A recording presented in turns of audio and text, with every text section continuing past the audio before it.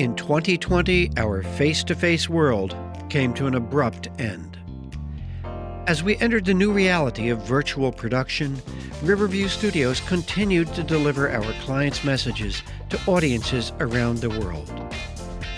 Like when Riverview streamed Anne-Marie Slaughter to Channel 4 in London, or Nobel laureate Paul Krugman live to a COVID-19 conference in South Korea. We streamed First Lady Tammy Murphy and a New Jersey Business and Industry Association CEO Michelle Sikirka in the Princeton YWCA's Tribute to Women. Former White House Chief of Staff Rahm Emanuel joined former New Jersey Governor Chris Christie for a live event broadcast from Riverview. Each month brought new challenges and thousands of new viewers on multiple platforms as Riverview rose to meet the needs of our global clients at an unprecedented scale. We streamed business leader Jack Perkowski to CGTN TV in Beijing, China, and celebrities like Joe Piscopo to events for Catholic Charities and New Jersey's American Academy of Pediatrics. The American Academy of Pediatrics. Over 50 live productions in the past 2 years. Riverview Studios, keeping our clients connected. And we had a little fun along the way.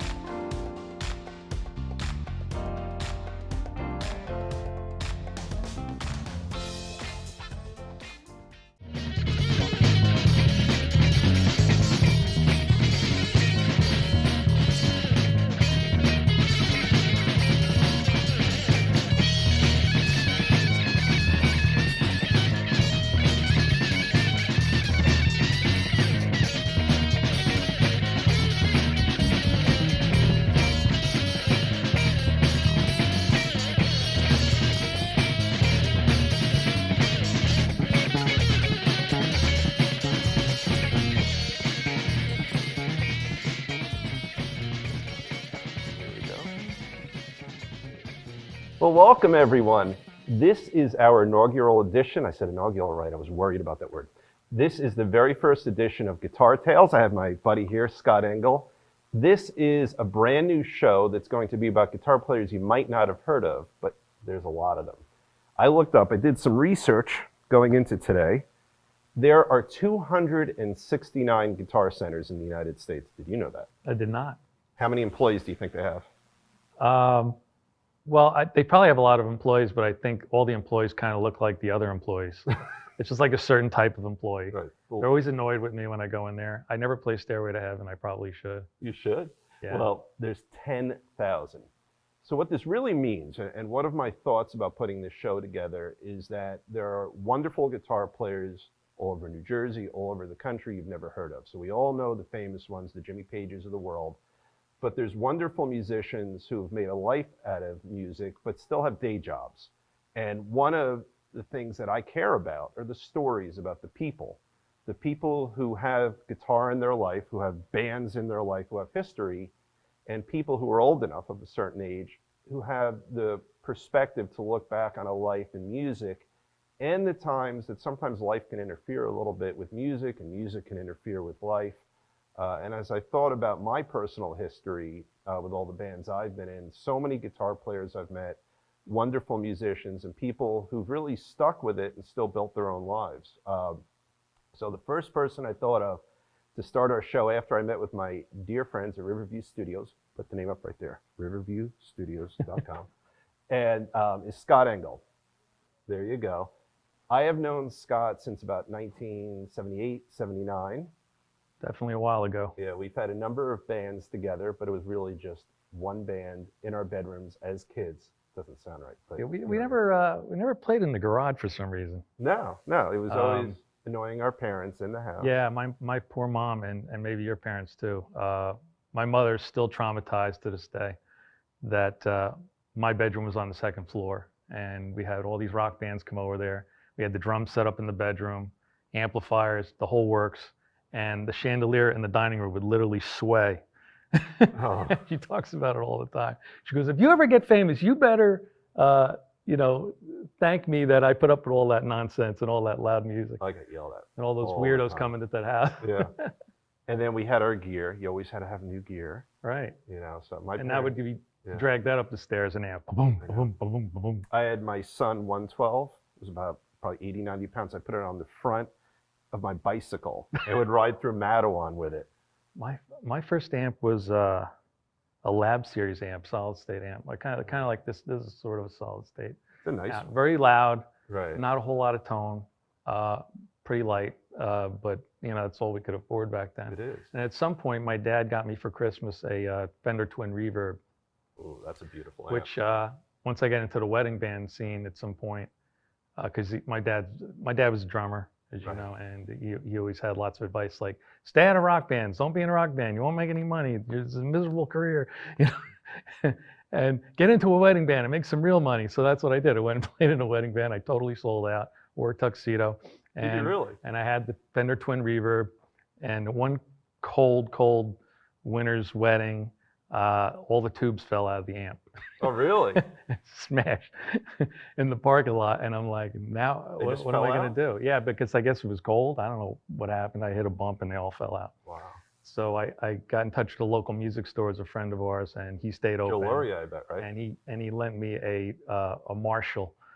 And he never turned So back. here I was playing a Marshall at a wedding band gig, and it was just so loud and so ridiculous to play, you know, Frank Sinatra through a Marshall. But I did, and I fell in love with Marshalls ever since.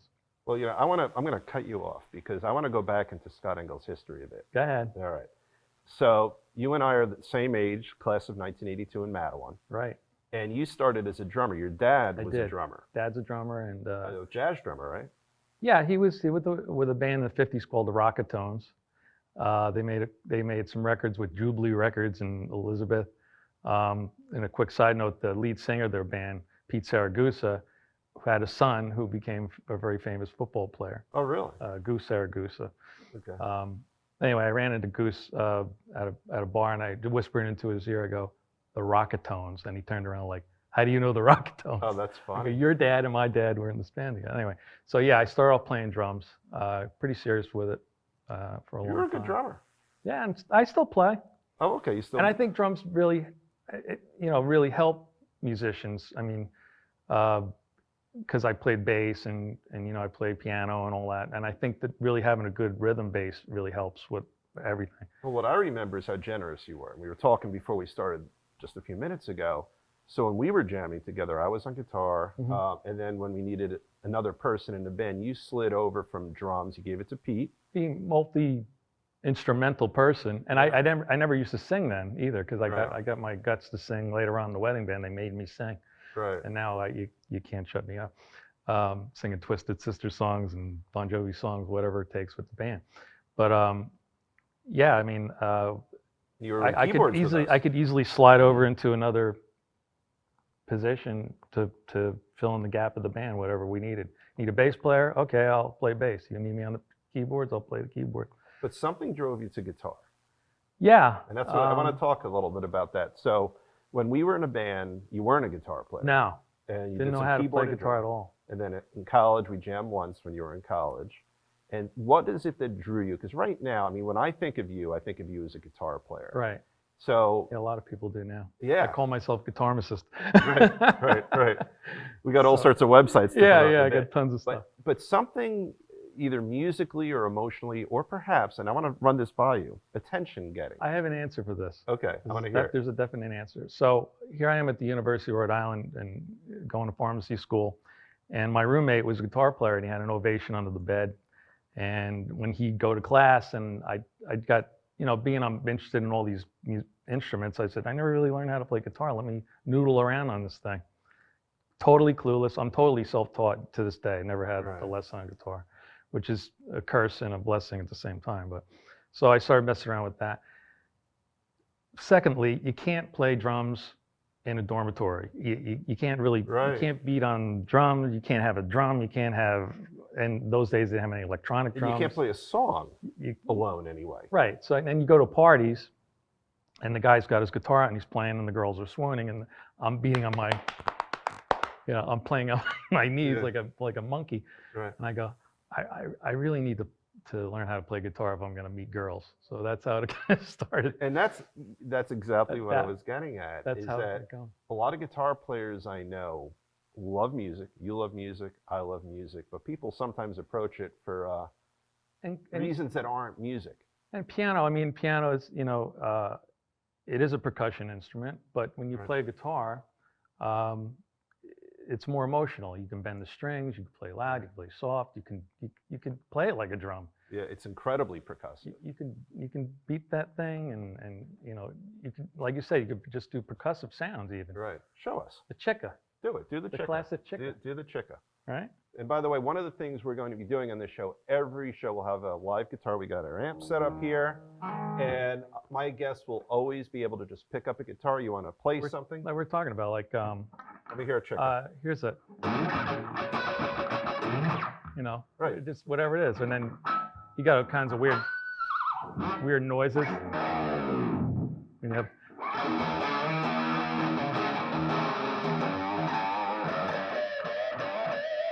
you take one note and you can make it come out sounding different ways. So you have like a fretted note and a fretted harmonic. Yeah, all right, now You know. show people how you do the harmonic.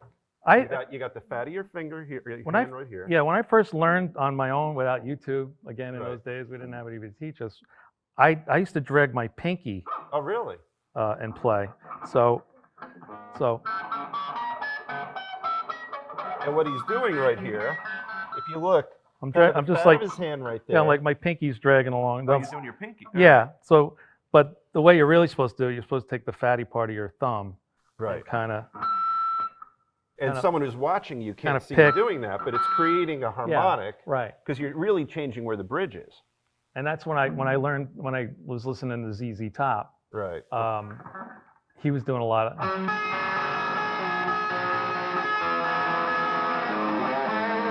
He would do, like Right. Every single note is a right. harmonic. It's- Yeah. You could just play. There's no soul. You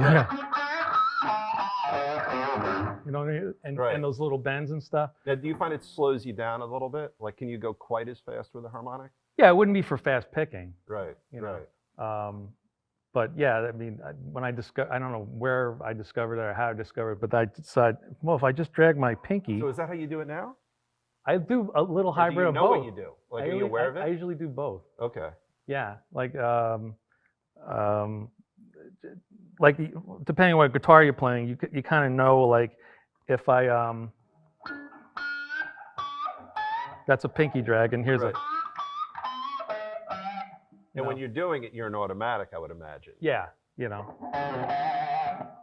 And I see a lot of people, their hands going to be further up the neck doing harmonics. You like it back near the bridge. yeah, you can get back in here, and then there's just the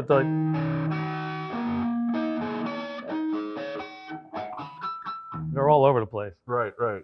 I Will Follow has one of those going on. Yeah. Right. I'm a And little the out of tune harmonics in there too, with a break.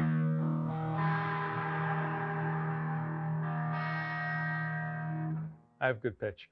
I There could you tell go. immediately I was out of tune. Now, before we go on, I want to give you some street cred with the folks who are listening. So Scott is in a band that is called the Smokin' Jackets. There's no G. The Smokin' Right. Jackets. And I wrote down your website because I'm not shy about the fact that I don't remember it. It's thesmokinjacketsband.com. The Smokin' Band. I got it wrong. The Smokin' Jackets Jackets Band. Bandits. The Smokin' Jackets Band.com. It's a And nice looking website. We have like they put a time counter there. So whenever the next gig is coming up, which is Saturday, there's actually like, the seconds are ticking away and the days are ticking away. Like kind of a. it's very that's cool. nice. I saw you last summer, and I got to tell you, there's something about what you do, and I'll get a little serious for a minute here. So you have an incredibly wide social media presence. So you post a lot, right? Yeah, And then your band plays, now that the season's in, you guys are playing probably once or twice a week easy. we'll do 40 shows this summer. All right, so it's a lot. All in the Jersey Shore area. And I found something consistent between your social media presence and your show. Mhm. It's pure positive energy.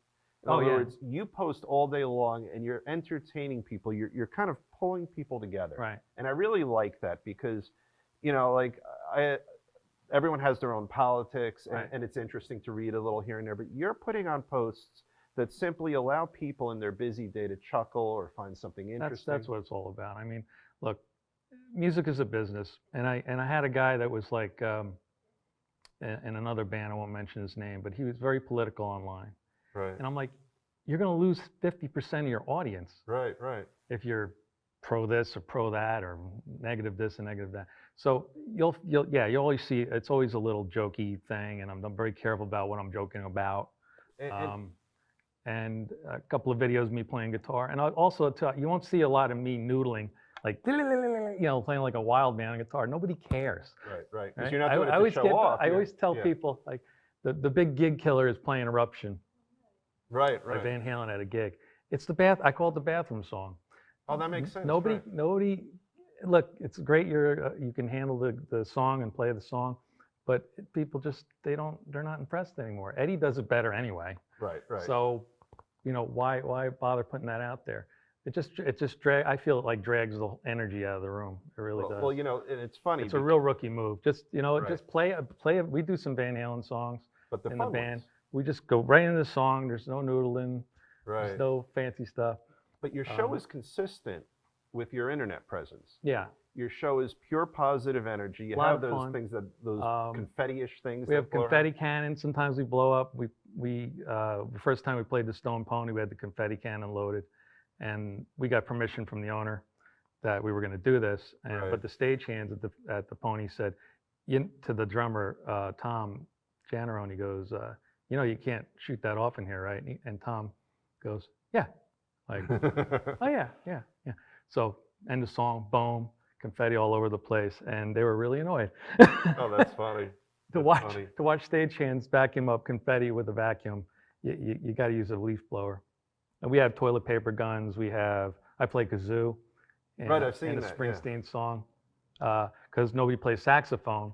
So at practice, I had a kazoo in my bag because I used to cover like an old Rosalita, maybe? Ringo Starr song that actually used a kazoo. Oh, okay. There's a kazoo solo in a Ringo Starr song. I forget which one it is. But so I had this kazoo, and I said, let me just play the solo with the kazoo, and then the keyboard guy can learn it later on. And it was so funny and so ridiculous that to this day, I play the solo to Born to Run, the saxophone solo on the kazoo. And it probably works. And what people don't realize is I have to sing those high notes of through the the sax kazoo. through the kazoo. That's I'm funny. not blowing into an instrument making a Right. note. I'm actually, screaming into this thing. That's good. Well, it's funny. But it's a whimsical thing, and Yeah. the drummer holds up signs. Let's hear it. Let's clap. I think that's wonderful. It's fun. It's a really, really fun band. It's fun to watch, and something my dad taught me early on is like, people don't necessarily care what a great musician you are, and there are a lot of excellent musicians, but they don't want to see a player. They want to see a performer. They want to be entertained. Yeah, I like that. And the thing is, when I watched you guys, what I was thinking about is the early Bruce Springsteen days. Not Bruce himself, but what he sang about. Right. When his songs, the thematics in his songs were talking Yeah. about people having their really stressful, challenging lives, and they escape to the Jersey Shore. Right. And you guys are really carrying on in that tradition. Yeah, absolutely. I mean, it's people. I mean, they've seen us play the same songs like 1,000 times, and yet they still get up there. They still dance. They still cheer. They love the confetti cannon. We actually bought a bigger confetti cannon. I hope that was a mistake, but it's as big as this amp. Oh, really? It has a giant cone on it, and it can fill something like 6,000 square feet of confetti or some kind of ridiculous amount of confetti. But yeah, we have a good time. Well, and the funny thing is, I'm thinking like, and our songs are Yeah. even our song choices are a little bit weirder or well, whimsical. they're fun, but they're You know, accessible. we're covering Loverboy songs. We're covering the old favorites, and this goes back to people want to be performed. Like you get a trendy band to go. Nobody does Sweet Caroline. It's so ridiculous. I mean, who the hell wants to hear that? Listen, everybody wants to hear it, and if you do it your own way, Right. and you have fun with it, and you let people sing, those corny songs, they may not be challenging on guitar Right. Right. or vocally or anything, but it's not about us. No. It's about performing. That's why you're successful, dude. You know? I mean, that makes perfect sense. Now- Steve Vai, I met Yeah. Steve at a taping of the Metal Show. Friend of mine was one of the hosts of that show, and Steve Vai said, you know, he's a virtuoso. He's fantastic. His gigs are full with guys on the front row, not hot girls or anything like that. Just a bunch of dudes staring at his equipment and trying to figure out what the settings are. Yeah, I don't like those. I mean, he's great, but I don't like that stuff. People have told me they get bored seeing Yngwie Malmsteen I playing. wouldn't care about Fantastic player, but it's him. too much. Like people can't even comprehend. No. It's not the fun atmosphere that we have. That's not the area that we're going. You know? And that's, you know, like they're the Satrianis of the world. Like he's great, but I'm lucky if I can copy 1% of those guys. right. And you don't and want guitar players copy each other. Let's be honest, we Right, copy each other. But being in a cover band, I'm basically playing other guitar players' stuff that they thought of, and I just have to figure out how to play it and make it work. Right, but it brings joy to people around you. It brings joy to you. I mean, I see that. I watch. We cover Crazy Train, and it was like the last song of the night. We did Crazy Train, played the solo, the whole thing, confetti cannon. This really tough, burly, biker-looking dude, you know, comes up to me, real serious after I'm getting off the stage with my guitar. I'm like literally putting my guitar in the case, and he goes, "Dude," and I'm like, you're about to get your ass kicked. yeah, I'm seriously thinking I'm going to get some kind of ass kicking or getting yelled at or something. Like, you totally did justice to Randy. Yeah. And we fist pumped. And I'm like, okay, let me buy you a beer, man. Oh, that's funny. So yeah, it was. And you see, here's an example. You made that guy feel good. He went out. He didn't spend a ton of tickets. He thought it was great. Well, he can't watch Rhodes anymore, but the band, you know. And then I got other people. I play my ass off all night with guitar, and sometimes if I'm in a good mood, I'll play behind my back or do something crazy, or, you know, do a 3-foot jump or something crazy. You know, some people that you think people are going to. I know. Tell me about it. That kazoo solo was insane. You know. Well, what about the other stuff I was doing on the guitar? They like the kazoo solo. Again, nobody gives a damn. It's all about performance. That's great. I really believe that. Now, how does it make you feel that, you know, if you were to think of the most famous small musical venues in the country, I would say the Whiskey A Go-Go. Right. Probably the Stone Pony would make like the top 2 or 3. Yeah, easily. I mean, I'm trying to think of anything. I mean, the Whiskey and the Stone Pony are probably the 2 most famous I could think of. We were at the Pony one night, and Constantine Morales, the American Idol guy, was a friend of the band. He wanted to sing Journey with us. Right. So he just come off Rock of Ages tour, and I'm like, he was real nervous about playing the Stone Pony in a weird way. He goes, like, I only know the part of the song because the Rock of Ages, we don't really do the whole song. Well, he's like a rock guy, isn't all he? These, like, he's really nervous. I'm like, look, it's Journey. Everybody knows, you know, Journey songs, and you're gonna kill it. Don't worry about it. He goes, yeah, but I literally just flew in from LA, Whiskey A Go-Go, and now I'm on the East Coast, and the Stone Pony is just as important. Right. And to us, living in New Jersey, we don't think of the Stone Pony like that. I don't agree with you. You know, it's at that, really iconic, like the world over. I look at that. You might think, like, if we air on time, Scott's playing at the Stone Pony this weekend on Saturday, which would be the 20th? Yes, sir. The 20th, 7 a.m. And this is a name I had to write down. 7 p.m. I don't get up that early. Yeah, it's 7 p.m. Hold on. What was the name of this other guy? Joe Bonanno and the Godsons will be opening Thank up for you. them. Joe, Jobonon, and the Godsons. We won't be shooting any confetti after our 45-minute set. I'm sure that you're the band after us won't be appreciative of that. But no, that wouldn't be cool. But let me ask you this: how do you feel? Like, I mean, I'm telling you, other than the Whiskey, I can't think of a more iconic. And maybe it's pretty wild because of what Bruce did to the Stone Pony. I think Constantine made me more nervous about playing the Pony now from that point on, because it was so trite. I mean, you know, Asbury in those days was pretty run down, and the Pony still lived on, and he still had great acts in there, national acts, and great musicians, and great shows. But you know, I feared for my life when I left the gig from the Stone Pony in those days. I put a key between each finger. Oh right, yeah. You know, now and I had a pocket full of money. Right. Walking out to my car. Yeah. My dad used to use his drums as weaponry when he left his gigs. Oh, really? In Elizabeth in those days. Oh, yeah, I guess Elizabeth would be a pretty rough town. Drumsticks, cymbals, hi-hat stands, The cymbal would hurt. The cymbal would really hurt. El Caban.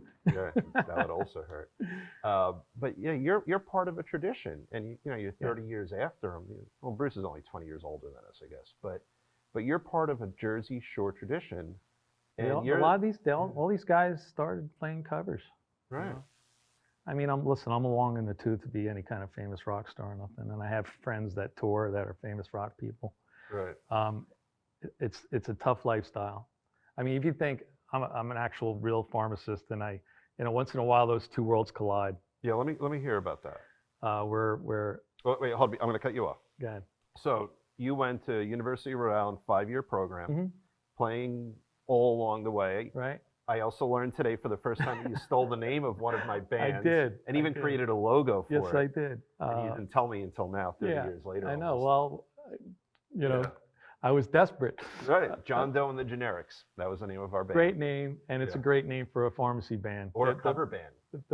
Generic. I didn't get that. Yeah. We played a pharmacy banquet, and they wanted us to do a couple of songs. And it's funny to this day. Another friend of mine, this guy, found me on Facebook, and he goes, "That was insane." And now after I just had my eruption rant, right, I started off that gig by playing a piece of Eruption with a really super loud guitar. You were a kid back then. Yeah, and this one professor, Professor Osborne, not Ozzy Osbourne, it was a different professor. Yeah. He actually took his hearing aids out of his ears, which I found out this story later on. I'm like, that's awesome. That is so worth it. Oh, that's funny. So we did a bunch of songs, but we called ourselves John Doe and the Generics, and we made a little logo and we promoted it. But it was just for the pharmacy banquet dinner. All right. Well, we did like 4 or 5 songs, and don't sue me. I got rid of the name. Talking to a lawyer, I know. I got rid of the that one time. We never copyrighted the name. But so you go on and you become a pharmacist. Yeah. And you never gave up guitar, which I think is wonderful. You never gave up being not just sitting at home playing guitar, but really playing guitar. Yeah, I don't know why I never from time to time I see friends of mine, they get into a professional life and they stop playing the drums, or they sell their drums, or they sell the guitars. And for me, it's such a relaxing thing. Les Paul once said, this is a partner, a confidant, a psychiatrist. It's and when I was in pharmacy school, the guitar really kind of saved me from being totally overwhelmed and stressed out. I would just sit down on the bed and figure out a couple of songs and then go back to my studies. And then, so now you were... It's kind of calming now, talking to you, here we are. I know that. I picked up on that. 3-camera shoot here. Yeah. In Bordentown, and I got my guitar. How nice does it feel just to have a guitar in your lap? It's great. Yeah. Yeah. By the way, this one. Here, that's right. Here's our segue. So you're one of the spokespeople for Killer Bee Guitars. Yeah, I endorse Killer Bee. I've been with them for 2 years now, and they built this one from scratch for me. But I call it the Stinger. I like that. It's got a neck with a radius modeled after the old Kramers from Neptune, New Jersey. Yep. And my favorite guitar ever. Yeah, they put some powerful pickups in it for me, and we stuck a drop D tune in it, and they brought it to a body shop, a car body shop, and they put this wild paint job on it. Yeah, I love it. And I love it. It just pops. Look how you were afraid I was going to drop it. No. What I love that they did with the neck is that there's no finish on it. No, it's totally crazy. Finish free, and they soaked it in linwood oil or something, I think. It's got this weird, it's not a fast neck, but it's got a cool feel. And then you went crazy with the frets here. You've got really prominent frets on this. Yeah, really, I like the old jumbo frets. Being an 80s metalhead, cool. I love that you can see it over there. I don't know if the camera can pick up on that. But these are about as high frets as I've ever seen. It just makes it easier to play. Yeah. I mean, you barely have to fret the note to make it happen. Does it slow you down at all? No. But that was always, like my Fender that I had for years, it's like it had no frets. They were so worn out at a 78 Strat. Yeah, and then they start buzzing and stuff. Yeah, but I liked it because I liked how fast I can move up and down. What was your very first guitar? Now I'm taking over for a second. You can take over. So, all right, so we go all the way back to Matawan, Bernadine's Music, and Galen ran the place and he owned it. So my first guitar was a Tisco. Oh my God. Yeah, Tisco was, and I researched it more recently. And now they're worth $500,000, right? No, but I have a story about that. So my first guitar was a 12-string semi-hollow body T-scope. You started with a floating bridge. 12? Yeah, I only put 6 That must strings have on drove it you crazy. to learn 1 string Smoke on the Water. So, and I could never get it in tune because the stupid bridge kept going back and forth. It was $20 Was that the first song you ever learned on guitar, Smoke on the Water? with 1 string, just 1 I think string. my 1-string song was 25 or 6 to 4. That was the first one. That I was ever one of learned, my yeah. first. Yeah. Right. But I didn't even have that. I didn't even Right. throw No, that in. it's It was just just And you weren't making the note that clean. no. Right. Now, my biggest guitar regret was what's the Edsel Fender? Do you remember this? No. It was a semi-hollow body. It'll come to me. I got it from Galen for $25, $30. I had a 1960-something Fender. It also had a floating bridge, but with a Fender, I didn't care. And it was stunning. It was a stunning guitar. The name of it'll come to me. It was one of their least successful guitars. You had some Kramers too, didn't you? along the I did. way? I had the Kramer aluminum split neck. Yeah. I went to sell it. The thing was like so heavy. It was very neck heavy. But that Fender, I felt guilty because they offered me $100 to buy it, and I said no, I'll only take like $80. And today it would probably worth $3,000 or $4,000 Easily, yeah. Yeah. But my Kramer, I had one of the original Kramer with the aluminum neck where you had a T-frame. That's the original. Yeah. The original, and it was my favorite guitar I ever owned. But this part was 1,000 pounds. Your guitar was Yeah, always it was down. really very Yeah. top heavy because And it was all aluminum. Yeah, and then the fretboard was just it was like a composite, it's charcoal kind of composite. There was no wood on the neck. No. Like there was wood. There were 2 inlays of wood right here. You had a piece of aluminum riding up the middle, and Yeah. then the whole neck was the tuning fork look. Right, I You know, remember the that. split neck. I actually do remember that. Yeah. My first guitar was my dad brought home a now we weren't really into guitar. My dad would just very graciously present us with musical instruments to mess around with, you know. So Uncle Joe Laurie Music in Rahway Right. was a good pal of ours, and he said, you know, I'm going to pick up some guitars at this store that had a fire. Oh, I remember this. So he bought a told bunch me of, this story, he yeah. basically liquidated this other guy's music store, kind of saved his ass and bought a bunch of stuff. Can we say ass? We can. Okay. So one of the guitars he got Fuck was yeah. this, Sorry. with this Montaigne Les Paul copy. Okay. I just remember the name Montaigne. It Right. just is a weird name. It didn't say, you know, anything cool like Guild or But it would have had or 2 Les Paul, but it was two modeled humbuckers. after a normal Les Paul with the 4 knobs. right, the right, 2 right. tones and the 2 volumes. Anyway, so the thing was a little burned. Like it was actually Oh. burned in the fire. And when my dad got it home, he took it out of the trunk, he dropped it and Oh, broke no. the neck.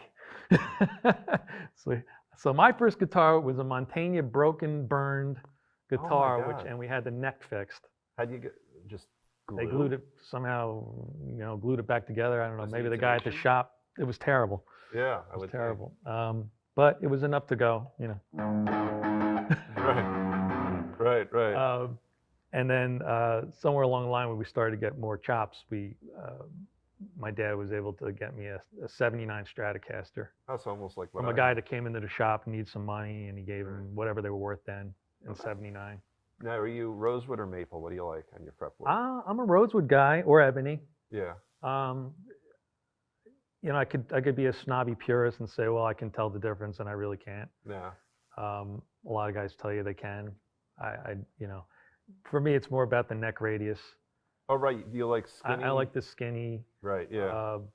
Kramer-esque, right. if you will, neck. Yeah. I have a couple of Kramers in my collection. One's called a Kramer Sustainer. It's fairly rare. The Sustainer pickup was invented by Floyd Rose, Oh, okay. and it was right here in the neck, and you have some little micro switch. I should have brought that in. It's a very cool guitar. Maybe some other time. It's got these little micro switches on it. It can hold a note indefinitely Literally. by exciting the strings, kind of like an EBow. Oh. Steve Vai uses a more modern version of that Okay. apparatus in his Evo guitar, but it'll hold a note forever, in 3 different octaves. That's pretty cool. The actual octave, Right. and then 2 other harmonics. That's And almost it's like wild, an and it early just keeps version of what playing. the Edge did. Yeah, and it Yeah. would just hold a note. So if you're just playing regular chords, nothing's going on. The minute you solo or two-handed tap, Right. there's infinite sustain. It's monophonic, wild. not Yeah, polyphonic, it's really the way wild. that technology was. Now, we have a friend, Steve Peters, I can remember. He had a guitar where every fret was wired. Do you remember that guitar? I think it was a Hagstrom, maybe? Hagstrom did a lot of weird stuff like that. Yeah. I think what the company had a pickup or cartridges or something you could put in the back. I think that might have been them too. Yeah, it was really Very interesting. creative, and they And were coming up different. He didn't different use it ideas. that much. He played it as a regular guitar, but every fret was wired, so it could become almost like a piano, because you could just press that with just your left hand, and you would create a note even without doing anything else to the string. So this became almost like a keyboard. And I had one of those for years. I had a Brian Moore guitar that had a similar setup. A lot and of switches and buttons on that. I just played it like a guitar. Like I couldn't figure out how to use that stuff. Well, my 79 Strat is what I used for many years, Yeah. and I still have it. In fact, I brought it out this last week after The Dirt Right. became very popular on Netflix. I said, wouldn't it be fun to just maybe play some Motley Crue songs? Yeah, in a tell short us video. that story, because I watched this on Facebook. What happened? Yeah, so I was playing. It wasn't the one where I said you got to play the lick. Oh, that's what I'm thinking of. No, I think I was playing Home Sweet Home, but I was Okay. actually playing. I had Alexa playing or streaming the song, and I was playing to it. Right. At the solo, and I put the video up. I'm so old, I almost asked you who Alexa is. I right, put the song online, and within seconds, I got like a cease and desist electronic message from Warner Music. You can't use that because of licensing. Do you want to delete it, or do you want to dispute it? So I was kind of annoyed. I said, "There's tons of guys playing songs along with records on eBay Right. and YouTube and You're stuff." just that good, Scott. So I don't think it was about me being good. I don't know what happened there. Oh. I was playing it note for note, so maybe it just looked like I was pretending to play. They and probably have an playing music. algorithm. Yeah, so the algorithm sniffed it out, Right. shut me down, and I disputed it. And I'm happy to say, within about a week, they said, "Okay, we unmuted your video, and you can show it to the world." That's very cool. And by then, it was too late. It was Right. a week The old, moment and was nobody gone. cares about Right. So let's take a break right now. You're watching us, you're listening to us on Guitar Tales on the inaugural show with my dear friend Scott Engel. Give us some outro music. We'll see. Well, welcome back, everyone, to the very first edition of Guitar Tales with my dear friend and guest, Scott Engel. Good to be here, man. It's great to have you. A second thanks to Riverview Studios. Fantastic facility. We should have the cameras pan around here. This place is absolutely Very fantastic.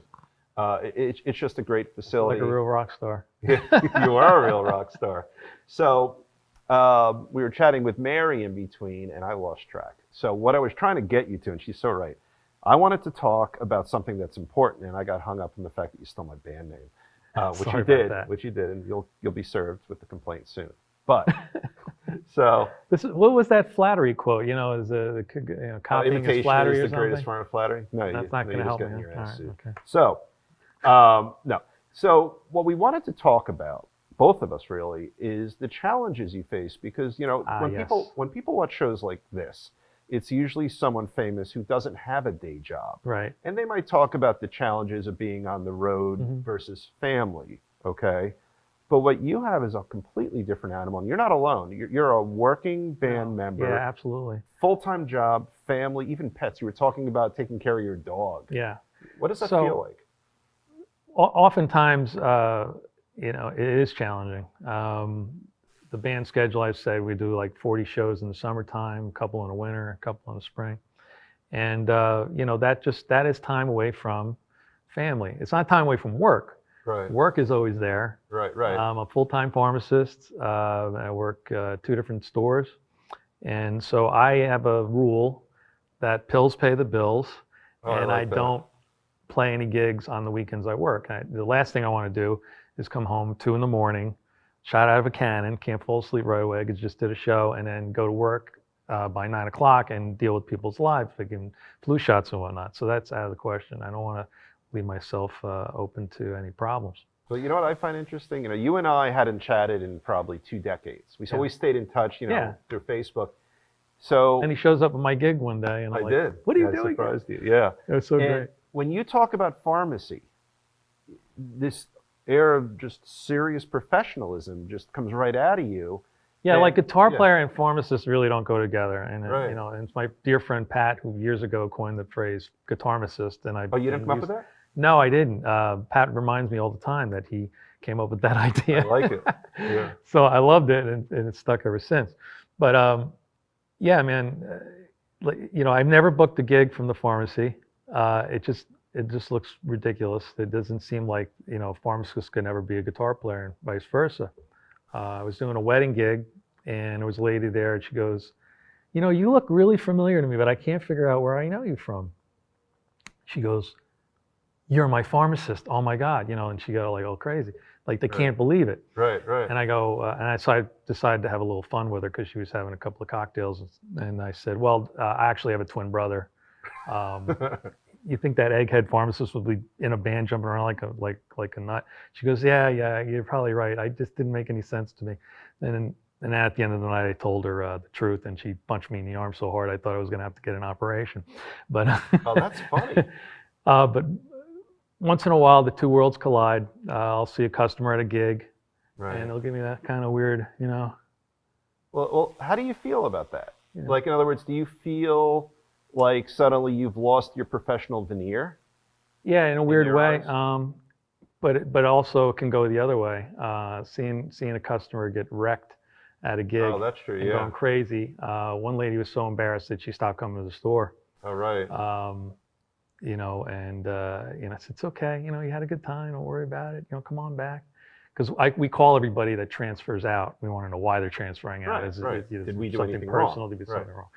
So she came clean and said that she was very embarrassed and couldn't feel like she couldn't face me. Right. But you still trust me as a professional? She goes, yeah, and you're a fantastic guitar player, and I want to come back. I said, all right, come on back. And she goes to the shows every now and again. So when does it get really hard? Like, have you had occasions in your So, life? well, it's tough where we get an opportunity to play a gig that the whole band wants to play. And we had a chance to play Giant Stadium, I think, for Really? some kind of thing, and I couldn't do it. It was just on a work weekend, and I go, look, it's my rule. I just cannot risk coming home late and going to work the next day and be focused. And my job is very Right. important. And they're upset. But, you know, at the end of the day, the band gets it. They know what they're getting. If they want me, Right. and I just hit the microphone. Sorry about that, sound guy. It's like I think of the Little Rascals guy with his hat blows off his head. Yeah, if they want me, they got to, you know, kind of play by the rules. But we have friends that are full-time musicians, and that's all they do, day in, day out. My good friends, the Amish Outlaws, travel all the way from Delaware all the way up to Rhode Island, and they're constantly on the road. Right. Check them out if you get a chance. They're my favorite band. Now, what about your band? Is everyone a Smoking part-time? Jackets are made up of many professionals. Tom Janarone, our drummer, is part owner of Bar Anticipation. He's also an attorney. Right, and he's a comedian, isn't he? No, he's just a funny guy. Not making money with it. Our keyboard player, Tom Carlock, is an engineer. Okay. And our other guitar player, Jim Barber, is a athletic trainer. And Dan, our bass player, we don't know what he does. That's a good rock He's band so story. quiet, and he's the quintessential bass guy. Right, that's what they are. He right. literally shows up 20 minutes before it's time to play. He has an amp and a wire and a guitar. He plugs in, he plays, does the gig, kills, unplugs it, goes home. And that's it. It's a job. And you know what? That's something to be said too. I do treat the band like a job. Do you? You Now, know, does that take away from the joy? you know, sometimes we get crazy. We don't like to drink and play if we can help it. You know, a couple of beers is fine, but you want to be focused in any job, and the band's no different. I just don't know how guys, you know, obviously I'm not doing drugs, so I'm a pharmacist, but I don't know how you do drugs and drink and all that and still Play well. Play well. I mean, that just Yeah, but blows the my mind. answer is if you I listen. mean, I literally have one too many Coors Lights. I'm in trouble. Right. Like, I can't remember lyrics. I'm fumbling around. Well, listen Terrible. to some of the old live Stones. They were horrible live sometimes. So, They were sloppy as but we could treat be. it as a job. You know, when I leave the house and, you know, like I know a lot of guys that play out, you know, their wives or girlfriends are at every single gig. Right. My wife's like, I'm going to work. Bye. I'll see you tomorrow. You know, Right. we just treat it like a job. But what does that do? Like, some people love. Well, let me ask you this way: do you like that job? Love it. All right, there you Love go. it. So, That's what makes it worth playing out. right, It's definitely not the money.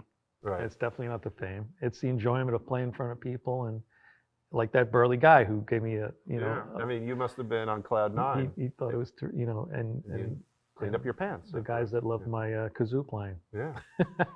So we have 2 more things left before we wrap up. All right. All right. One is. And I have something for you too. I have to play for you. That's the first thing. Oh, okay. So you're going to play a Dave Cohen original that I Yeah. don't remember. We used to call Dave Chicka Chicka Cohen, which I don't know because he had a lot of Right. Yeah. chicken. Because I can't play lead. This is the one, the riff.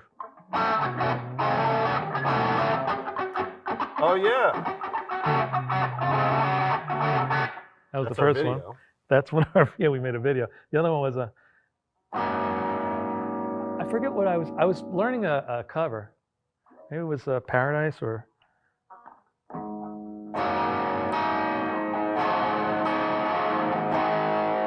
Like the David Lee Roth thing. And it reminded me that used to go. Oh yes.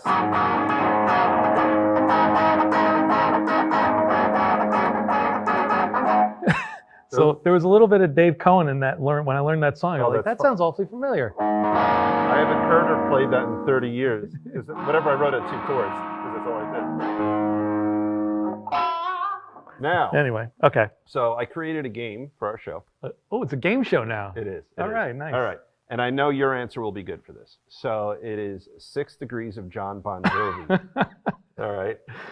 Because I from just New like to point Jersey- out John Bon Jovi is older than me and will always be older than me. Go ahead. Yeah. So, all right. There has to be one. What are your John Bon Jovi connections, if any? Well, the drummer of the band, Tico, is a good friend of the family, and that ties into the Laurie music story. Right. I remember that. The Tico and my dad used to hang around at the music store and tell stories and this and that. Your dad was like a mentor to him, wasn't he? Yeah. So I that's probably pretty lent him a cool. few bucks over the years too, I would think. Oh, really? Before Yeah. he became famous? Right. And we just watched him grow from this guy playing in a little cover band in the Jersey At Club Shore NA. to becoming internationally famous and eventually getting to the Rock and Roll Hall of Fame last year, I guess. Yeah, I think it was. Yeah. So, yeah, very exciting stuff. Been at it a long time. Now, in your travels, do you happen upon famous people? Have you shared the stage with anyone famous? I guess the most famous person I ever played with was Constantine at the Pony that time. I think that's a big deal. That's a big deal. Every once in a while we have people bring us on stage. Another good friend of ours is this guy Mark, who's in the WWE, or was. He's one of the Dudley Boys. Oh, okay. And he's brought us on stage a couple times. He's in the Hall of Fame too, at the WWE Hall of Fame. I went to see him get inducted last year. Ended up on television, and people were asking me backstage, "Are you famous?" And I go, "Yeah." I literally wore sunglasses like a jerk, just to make it look like I kind of fit in with all the other wrestlers who were definitely more famous than me. So play the role. What the hell? If you're gonna do it, right? That's right. Okay. That's right. So I think that our drummer Tom is pretty good friends with Dave Bryan, and Dave's has expressed an interest in coming to play with the Smoking Jackets. I don't know when that's going to happen, but it will happen. I'll have to. Who's that? Dave, he's the keyboard guy of Bon Jovi. Oh, he is. I didn't Come on, know get that. with it. Yeah, I know. Well, it's not even like he's older than I am too. So, well, I want to thank you so much for joining us today for our very first episode. Yeah, man, it was a blast. I mean, our first ever guest. Yeah. It's a good thing. So we have many more shows coming on Guitar Tales. We will have local musicians, guitar players you might not know, but who have stories to tell. We'll see you next time on Guitar Tales.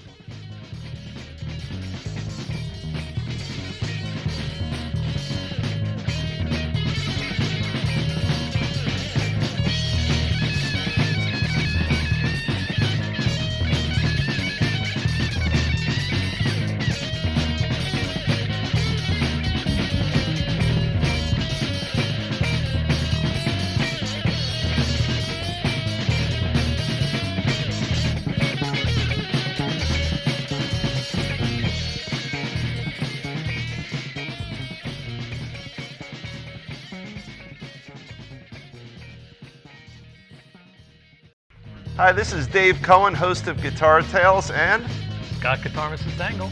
so we put together this show every week for you guys, or at least every other week. We want you to do two things for us, which would be good for everyone. If you could subscribe on our YouTube channel, that would be great. And share. Please share the videos around with your friends. Let them know Guitar Tales is out there.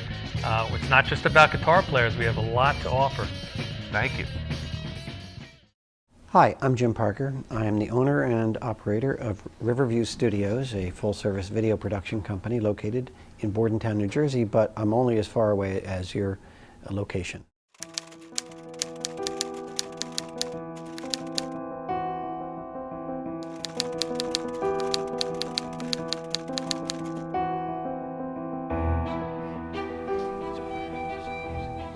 I've owned my own company, my own business for close to 40 years. I've only been employed by another organization for 2 of those 40 years. I had the opportunity to purchase the property which is now Riverview Studios. When it went on the market, I snapped it up the same day. I told the realtor, said, I want to purchase that building. He said, don't you want to see the inside? And I said, no, not today, I just want to buy it.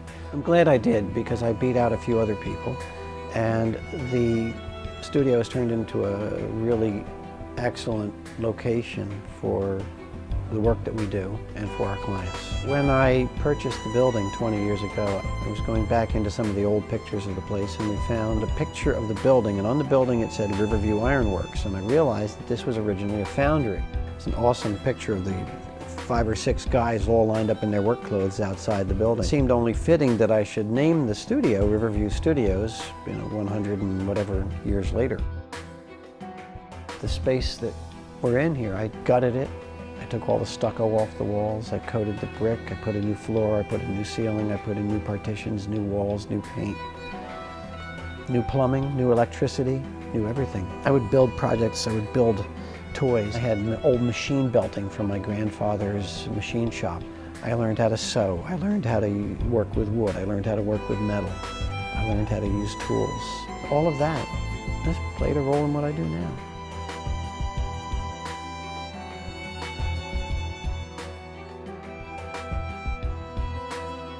My degree was in education, but while I was in college, I was an exchange student. I traveled, I spent 1.5 years in Germany, and I studied abroad, and I learned other languages. I became fluent in German. And I took thousands and thousands and thousands of pictures. That became the basis of what evolved into my career. One of the turning points for me, one of the things that was a moment that really gave me the inspiration to change the focus of what I was doing was early on when I was still in college. I was producing a slideshow with film and slides and tape about the children at the Cerebral Palsy School and Treatment Center in Camden County. I saw these children at their desks. I mean, they were unable to physically do the things that other children could do. They were confined to wheelchairs. Their bodies were crippled with this disease, and yet they expressed such hope and optimism and joy at being in school.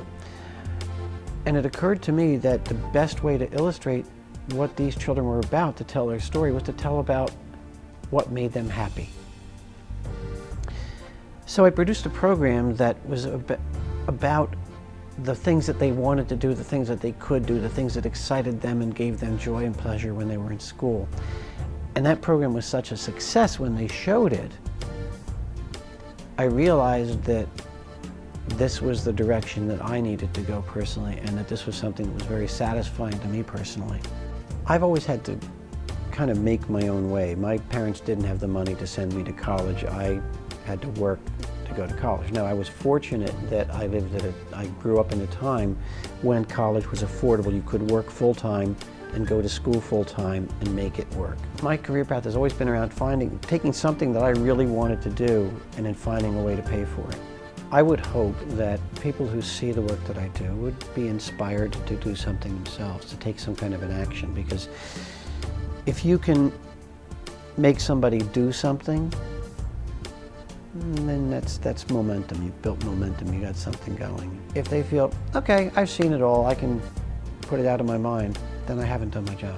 I think maybe the most rewarding thing about being in this business is to be able to work with the people that I'm able to work with, the relationships that I've made and the friendships that I've made, to be able to do things that I feel have a lasting value. I don't go to work every day and do the same thing. I never go to work. I don't think I've worked a day in my life, actually.